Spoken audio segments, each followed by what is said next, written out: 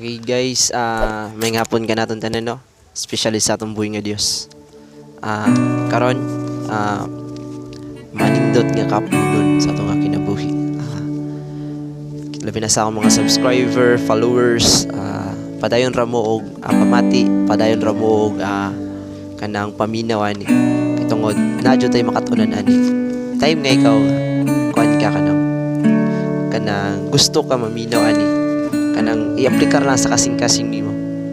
O masinatian jud nimo nga tinuod ang pulong sa Ginoo, tinuod jud ang word of God nga gusto ipaabot ni Lord sa atong kinabuhi. Okay karon, sa atong kinabuhi, nakasinati na ba ka? Okay? Nakasinati ka na ba og pangutana sa imong kaugalingon? Okay? Like example, nga kasulti ka. Akong papa kuan ka kapitan sa barko. Wala, ikaw nag-eskwela ba? Nakatry ka na ba pangutanan sa imong kaugalingon niya? Makasuno ka akong papa, no? Makabot ka nako ang sama nga naabot ni papa karon. Kana, example, kanang sa future nimo, example sa kurso nimo, kanang makabot ka nako akong kurso, no?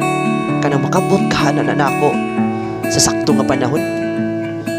Like example sa board exam, sa wala pa ka nakatake sa board exam, so di ka makapasar ka ako, no? Makuha ka nako ang kuano kanang passing score, di ba? Naay mga question sa atong kaugalingon nga makasulti ta, makapainuktok ta. Makuha ka na nako, no? Okay guys, nganong niabot na sa imong kinabuhi? Nganong naabot na ang mga pangutana sa imong kinabuhi? Ngano man usa rito bagana. Tungod naa ka sa pagduha-duha ug wala kay salig. Amen. So, ang susi ra ana sa kanang mga pangutana nimo is pagtuo o pagsalig nimo sa atong buhay nga Dios. Okay. Ako basahon sa verse nga aton isgutan karon sa Mark 11 verse 24. God said, "Therefore I tell you, whatever you ask for in prayer, believe that you have received it." Very clarify. And it will be yours. Diba? Okay, balik ko na to.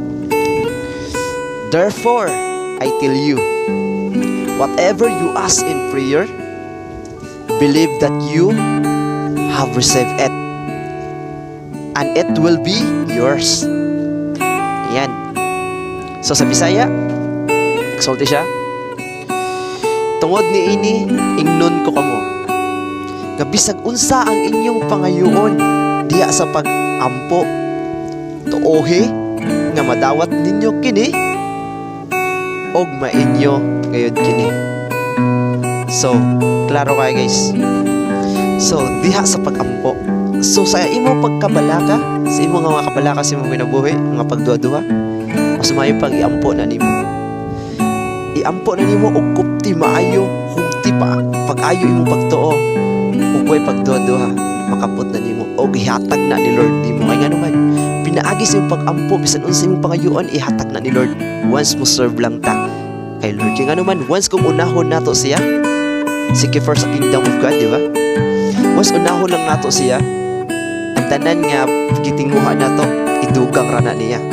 So, once sa atong kinabuhi, kung unahon nato si Lord, kanang pangandoy nimo, kanang tinguhan nimo sa imong kabalingon, kung unsa man na, makapot na nimo sa saktong panahon og will ni Lord ang tanan. So, ang tanan sa atong buhay, nga Dios lamang ang tanan nga tinguhan nato, tanan nato nga future, aton isangat sa atong buhay nga Dios. Unahon nato siya, kay nga naman siya ang nagakupot sa tanan nato gipangandoy. So, that's all guys. I'm happy nga naka-share na pud ko og word of God sa inyo. So, padayon lang mo guys, pakalat ani nga videos through media. So guys, God bless sa tanan. Hope nakuha mo blessing ani. God bless us all. Bye guys.